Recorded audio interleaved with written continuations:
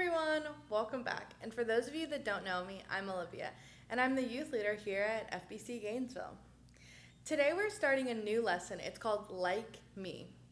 This week we are just talking about liking yourself and comparing yourself to other people's social media. We all know that we can take 30 pictures and filter them and make them look really nice. But in reality, that's not our reality. So why do we think that everyone else's social media is their reality? Everyone always posts the best pictures of themselves, or the best pictures of their trips, the best pictures of their friends. Because that's what you do. That's what we're told to do. That's the hip thing to do. No one wants to post a bad selfie on purpose. So this week's bottom line is, don't compare your posts to others. Don't compare yourself to other people's posts. That's important. We are going to be reading Proverbs 4:23 and 2 Corinthians 10:12. Another big part of this lesson is guarding your heart. So when you see other people's posts, guard your heart. When you're on social media, guard your heart. Even when you're in person, guard your heart. It's really important. All right, we're going to pray it out, and then we can watch the rest of our Bible study video and go into some detail. Bow your heads with me. Dear God, please keep all these students safe and guard their hearts, even when they don't realize they need to be guarded.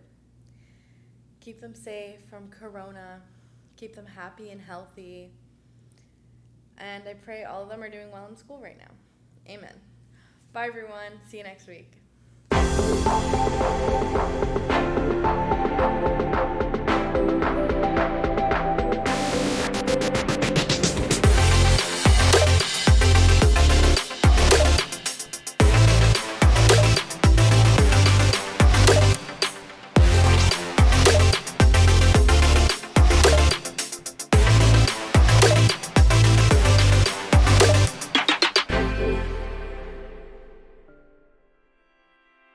Don't you hate it when things are unfair?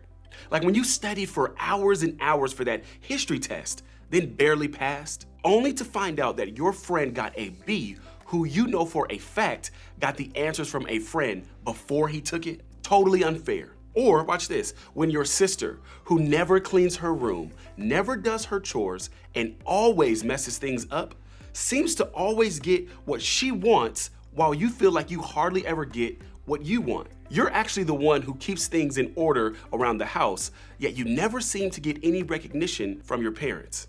That's very unfair. Maybe you have to share a car with your brother, but you're the one who's always paying for the gas and keeps it clean. Unfair. Maybe you have to watch the athletes be excused early from class for the big game. You know that this means that they have extra time to prepare for the test. Unfair, right? I could keep going. This happens all the time when I'm scrolling on Instagram. I can't tell you the number of times I've been scrolling, totally happy with my life, minding my own business, until I'm watching my friend's story and I see something that completely deflates me. She went to my favorite vacation spot for the weekend. Wasn't she just there last month? He got to go to the concert I was dying to see, and it's all over his story. His family is still together, which means that he doesn't have to change houses every weekend like I do. She and all of her siblings are good at every sport they play, and I'm pretty sure all of them have been offered full ride scholarships. He has the latest Adidas kicks while I'm stuck wearing last year's shoes. He got the newest this. Her life is so much better because she has that. You know what I'm talking about. I can go from feeling good about life to feeling like life isn't great in about 10 seconds. All of a sudden, I'm not just disappointed, I'm ticked off. It's just not fair. And you know this already. In addition to feeling miserable, when we do this, we start to assume that other people have the perfect life. We look at what they put online and then match it up to what we know is true about our current reality. And when we do that, their life looks better, they look better, and we recognize a familiar reality. Their life is greater than my life. We feel less than, and it's typically when we respond in one of the following ways. First, we might overachieve. Maybe seeing everyone else's perfect life lights a fire under you, and you start working really hard to keep up with what other people are doing and projecting, hoping you'll get the same results. Or we might do nothing. Maybe watching others makes you feel like there's no way you can do what they do or be who they are. So why even try? Maybe we just play it over and over in our minds, whether it's anxiety, sadness, jealousy, or motivation to go out there and make your post look better. You may find yourself unable to think about anything else. No matter how we respond, the result is the same. It feels bad. That's what comparison does. Here's the tricky thing about comparing our life to someone else's. We know ourselves too well. We know and live the good, the bad, the happy, and the sad. And we know that places like social media are designed to display the highlights of life, just the good stuff. That's why we will do everything we can to make sure that others only see the highlight reel of our lives. We aren't going to post about that fight we just got into with our girlfriend, on our real Instagram at least. But we will post a fire photo of ourselves, and we may even take that one photo 30 times just to make sure that we have the right lighting, look, filter, and angle. Or we rewrite the same funny comment 30 times to make sure it's actually funny. Admit it, you've totally done that. We've all perfected the art of projecting the life we want others to think we have, even if it doesn't match the life we actually have. And here's what's crazy. We forget that everybody else is doing the exact same thing.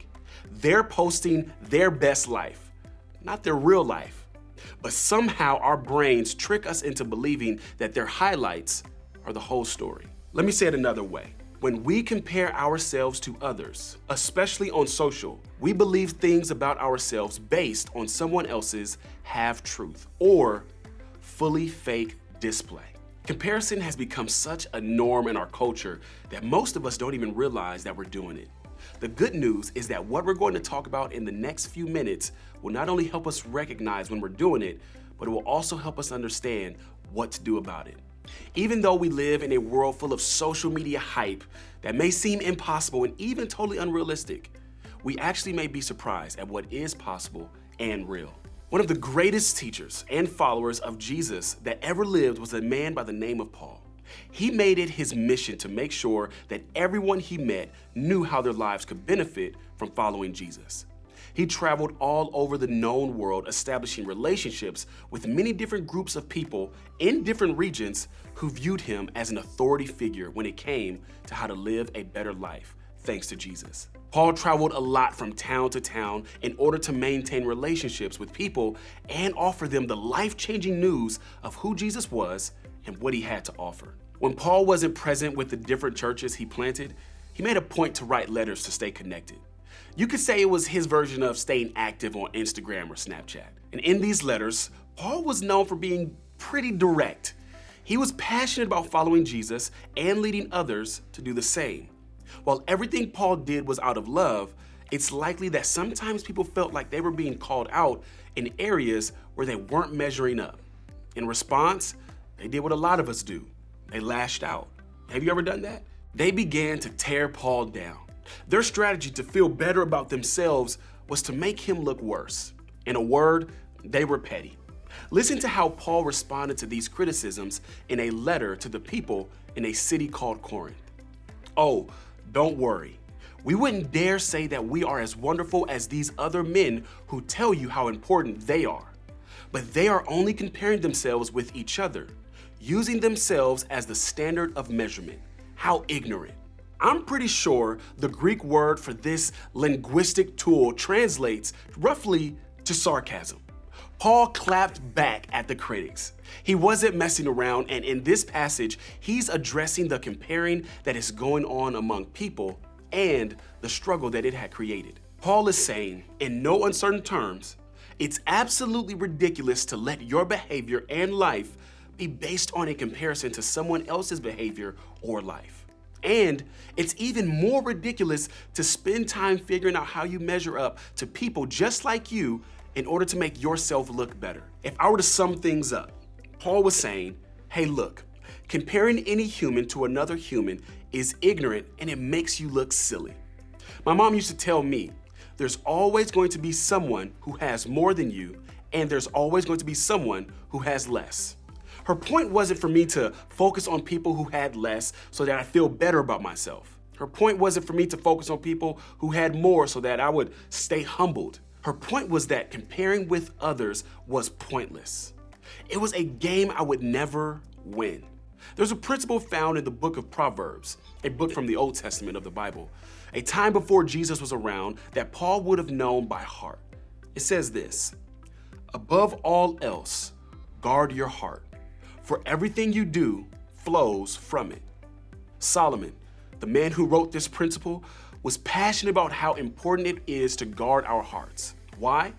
Because what we do almost always comes from what we believe in our hearts. Our hearts matter because they control everything else. So we should guard our hearts. The opposite, one of the quickest ways to destroy our hearts, is comparison. If we see a post about how great someone else's life is, and we allow it to get into our hearts, to mess with what we believe about ourselves, we're in danger. If it makes us feel less than or worthless, it's like an attack on the heart that can ultimately mess with our entire life.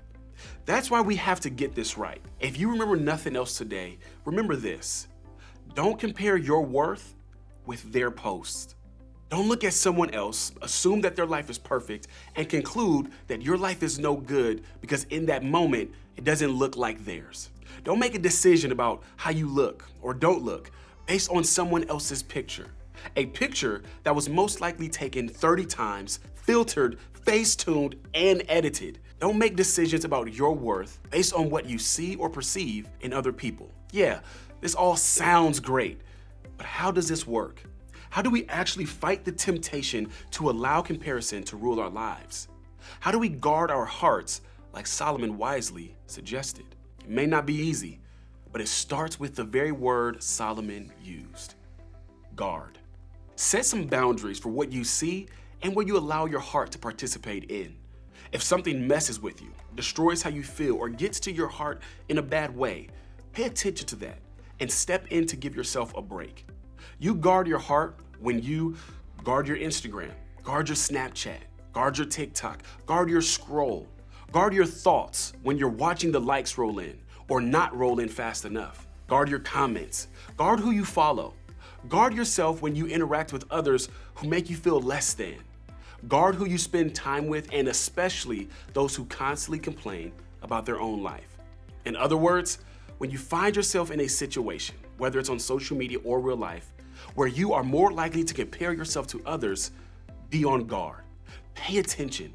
Something is trying to get to your heart and you need to set a boundary there. So much of this can be tough to notice in the moment. That's why being on guard can be helpful. Pay attention to what you do when you feel yourself spiraling into the comparison game. Maybe you find yourself overachieving and striving for the attention of others. Maybe you find yourself feeling so deflated that you wonder, why do I even try? Or maybe you find yourself playing the images or words over and over in your mind. When those things happen, pay attention. That's your clue that you're stuck in the comparison game. So when that happens, ask yourself these questions. Number 1, what things are fueling how I feel? Number 2, what are some things I want to do because of how I feel? And number 3, what or who am I comparing myself to that's bringing up these feelings? We guard our hearts by paying attention to what we feel when we're tempted to play the comparison game. This may seem like a really big task. That's why we want to encourage you to talk to someone in your life, someone you trust, about what it looks like for you and your life to guard your heart and stop the comparison game. You aren't the only one who struggles to compare your life with someone else's, but living a life where you feel less than doesn't have to define how you feel, and it certainly doesn't need to define your worth. Remember, don't compare your worth to their post. What would it look like if you began to guard your heart when it comes to comparing your life to others? Imagine being able to walk in confidence about who you are. Imagine how different your day would be.